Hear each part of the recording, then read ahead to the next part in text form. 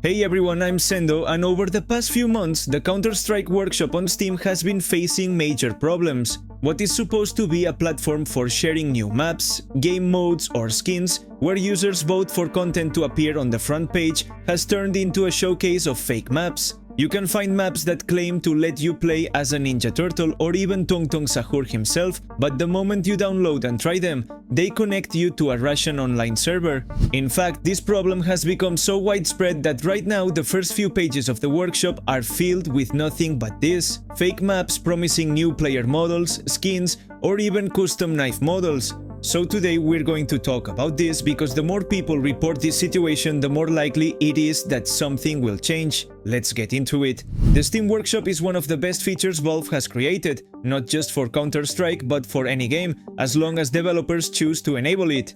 It's a portal where you can download all sorts of mods and content without having to manually replace files in folders. You simply select the content you want to install and it downloads. In the case of Counter-Strike, the workshop plays an even bigger role because many content updates include new maps created by community artists, and when a new case is released, the skins are often made by users like us. The CS2 Workshop works in a very basic way. For maps, the more votes and downloads they receive, the more they appear on the workshop's front page. For skins, it simply works through a voting system. Just because a map or skin gets a lot of votes doesn't mean it'll end up in the game, but it will get more exposure. In fact, for as long as the workshop has existed, many people have abused this system using bots to appear at the top of the page, so their map gets more reach and they can earn money through sponsorships. But ultimately that's all it's good for because Valve has the final say on whether a map makes it into the game. A good portion of the content on the workshop isn't even meant to be added officially to the game, but rather to create fun and unique experiences,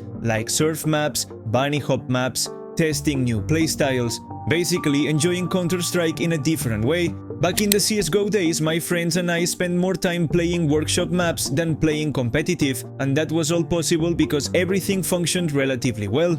Up until a few months ago, that was still the case. You could explore the CS2 Workshop and find all sorts of fun maps, game modes, or even take a peek at potential future official maps. But now, the whole thing is flooded with fake maps, Tong Sahur maps, Minecraft sword maps, and all kinds of nonsense. And these aren't even real maps. They use a command to redirect you to their community server, where you'll likely run into Anatoly, a 10-year-old Russian kid screaming into his mic because Bombardiro Crocodilo stole his AWP. The worst part of all this is that legit map creators, who work fairly and make great content, struggle to get any visibility. That's because many of the same bots that artificially upvote the fake maps also mass report or downvote real ones, preventing anyone from even seeing or downloading them.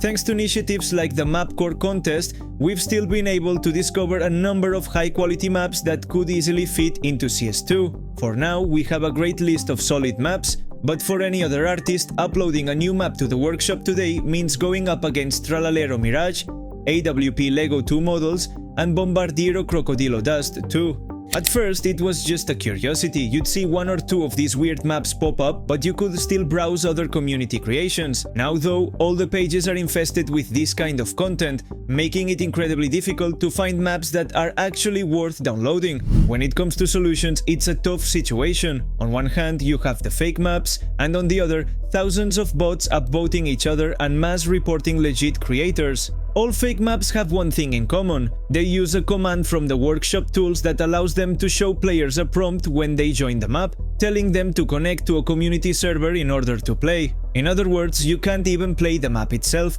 it just forces you into their server, where they try to recruit future customers, people who might pay for their server's premium access or buy their skin changer.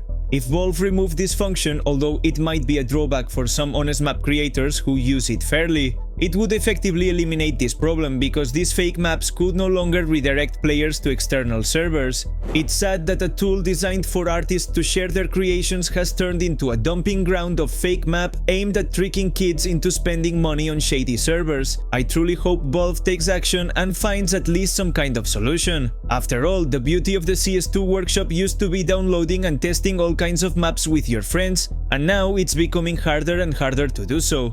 That's all I have to say for now. I hope you enjoyed the video. If you did, don't forget to subscribe so you can stay up to date with all things CS2. I'm Sendoh and I'll see you next time. Bye!